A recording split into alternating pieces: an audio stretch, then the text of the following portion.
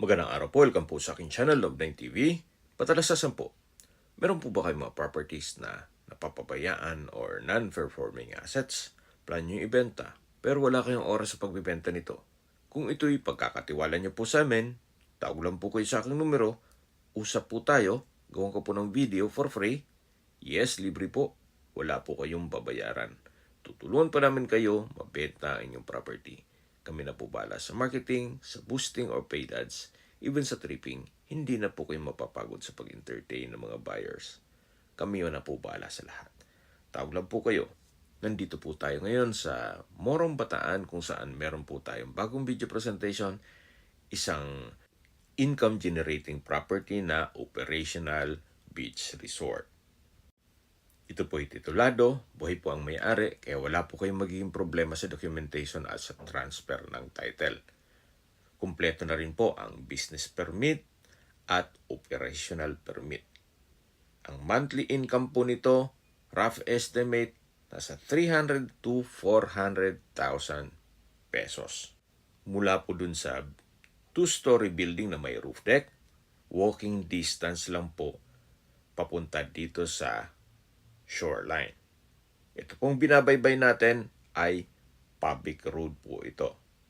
Ilang steps lang po o a minute walk.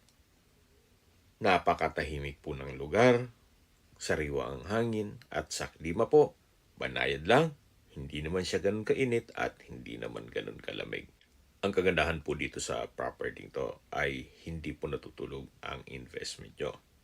Kung sakali man po nasa labas kayo ng bansa, pwede naman yung ituloy itong beach resort. Then, pag uwi nyo ng Pilipinas, meron na po kayong rest house. At buong pamilya po ang kakasya dito. Gawa ng ito pong 2-story building ay meron pong 9 rooms with toilet and bath for each room. May staff house, may kubo, may swimming pool, at kompleto na rin po ang furnishings at appliances. Ito po'y furnished na rin. Kaya wala na rin po kayong ipapagawa dito.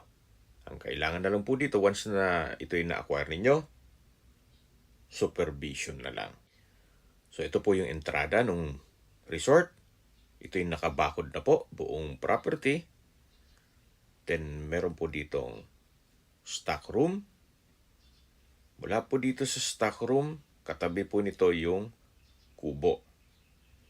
Then meron pong staff house at sa gitna po yung swimming pool. Kaya yung guest natin, kung sakaling ayaw sa dagat, mag-swimming, pwede po sila dito sa swimming pool.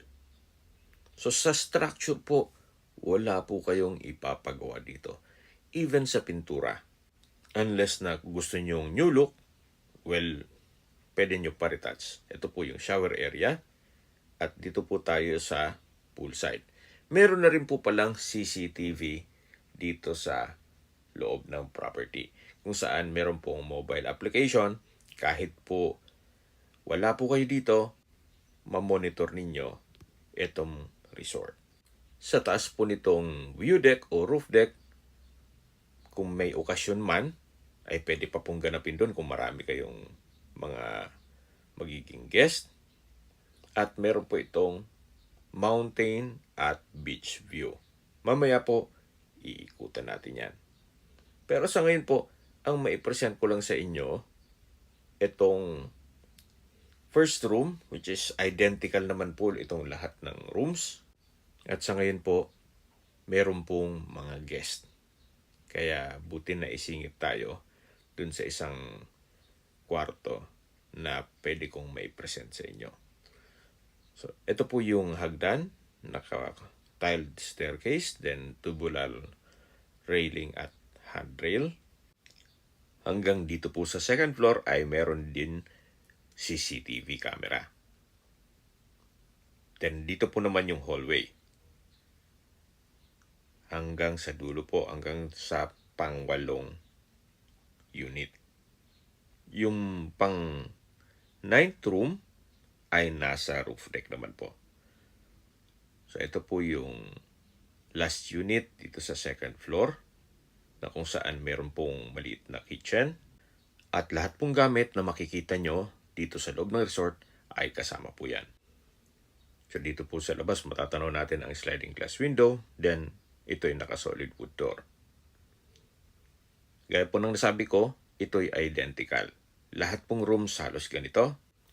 Malaki naman po ang espasyo, naka-tile flooring, pulido ang pagka-finish nitong pintura ng ceiling at wall. Then meron na rin pong TV, may mini ref, then may sariling toilet and bath, kung saan maayos naman ang toilet fixtures, gaya ng bathroom sink, water closet with bidet, at shower. Naka-tile bathroom wall na rin po ito at may bathroom window. Wala na po kayong papagawa dito, gawa ng ito'y well-maintained. Then meron din po palang kasamang window type aircon. So lahat pong rooms kompleto po. Kaya napaganda pong investment itong resort. So paglabas nyo po, yan yung mini kitchen, then may table, then plastic chair, may emergency light na rin po sa taas. So hindi po natin may isa-isa lahat ng rooms gawa ng may guest na. Ito po kasi yung oras sa paglinis ng mga kwarto kaya naisingit lang tayo.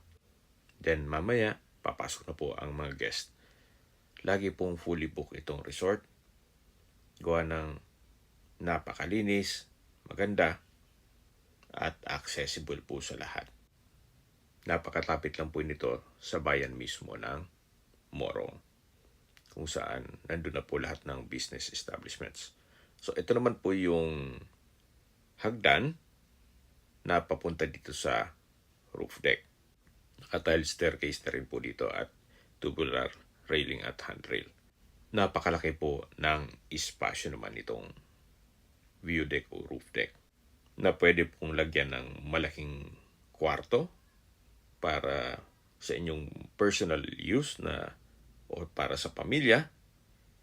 Then mula po dito tanaw na tanaw yung dagat at yan po yung daan kung saan tayo naglakad papunta sa dagat, yung first part ng video.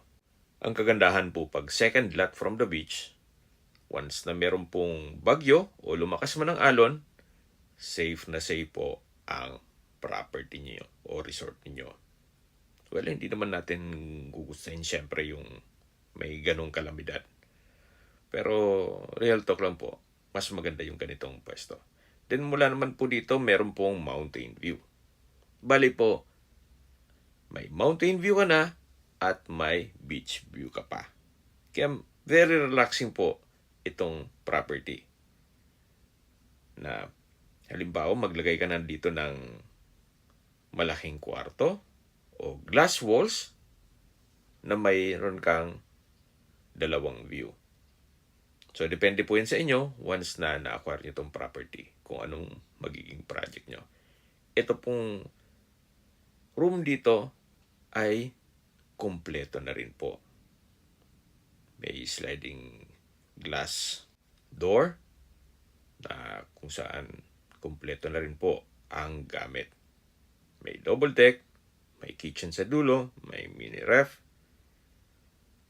then may TV, may fire extinguisher, may kitchen countertop with stainless sink and faucet, microwave, window type aircon, at kitchen cabinet. Then, meron din po itong sariling toilet and bath na kung saan maayos naman ang toilet fixtures, naka-tile bathroom wall, may shower, at may bathroom window. Habang naglilibot po tayo at pinagmamasdan niyo po itong kapaligiran o itong resort, pag-usapan na natin ang distance, location at travel time. Mula po sa bayan ng Morong, kung saan kumpleto na po gaya ng public market, groceries, convenience store, drugstore, remittance center, banks at iba pang business establishments, ang distance is 1.1 kilometers at ang travel time is 4 minutes. Mula naman po sa Morong Health Center, ang distance is 450 meters at ang travel time is 2 minutes. Mula naman po sa St. Jude Medical Center sa Subic, ang distance is 31.5 kilometers at ang travel time is 42 minutes. Yan po yung lagi kong binabanggit sa inyo na dapat nyo i-consider sa paghanap ng property, meron pong malapit na hospital. Hindi ko naman po sinasabing sakitin kayo, yan naman po ay for emergency purpose lang naman. At mula naman po sa Clark International Airport, ang distance is 102.6 kilometers at ang travel time is 1 hour and 30 minutes. Mula naman po sa Manila, ang distance is 166.2 kilometers at ang travel time is 2 hours and 42 minutes. Pero meron pong project ang ating gobyerno na mula Cavite to Bataan na Interlink Bridge kung saan mga 2 oras na lang po ang magiging biyahe mula Manila papuntang Bataan once na natapos na po ito. Kaya kung hanap nyo po ay isang beach property na income generating pa, hindi po tulog ang pera dito, ito na po yung hinahanap nyo. Hindi nyo na kailangan mag-establish ng business, gawa ng ito'y operational na at nakasetup na. Okay, sa presyo na po tayo. Binibenta po ito ni owner sa halagang 25 million pesos. Kung may mga katanungan po kayo, tawag lang po kayo sa aking numero. At sa mga kababayan naman natin nasa ibang bansa, meron po akong Telegram. Sa mga iPhone user naman, may iMessage. Meron din pong email, Skype, Viber at WhatsApp.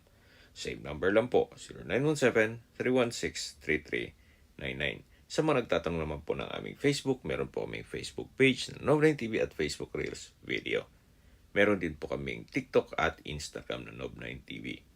Meron din pong kaming ibang YouTube channel na Nob9 TV channel at AC Listings. Sana po naibigyan nyo ang video presentation. Paki-like and subscribe na po sa aking channel para ma-update din po kayo sa aking future listings. Kung sakali po hanap nyo yung mas malaking sukat na lupa, meron din po kaming ibang listings na pwede nyong pagpilian. Huwag po kayong mag-atubiling tumawag sa amin, then let us know your budget para malaman namin kung anong property pwede namin alok sa inyo. Sa lahat pong viewers, subscriber at nagtiwala po sa amin, salamat po sa suporta. Ingat po kayo lagi at ating pamilya. Maraming salamat po.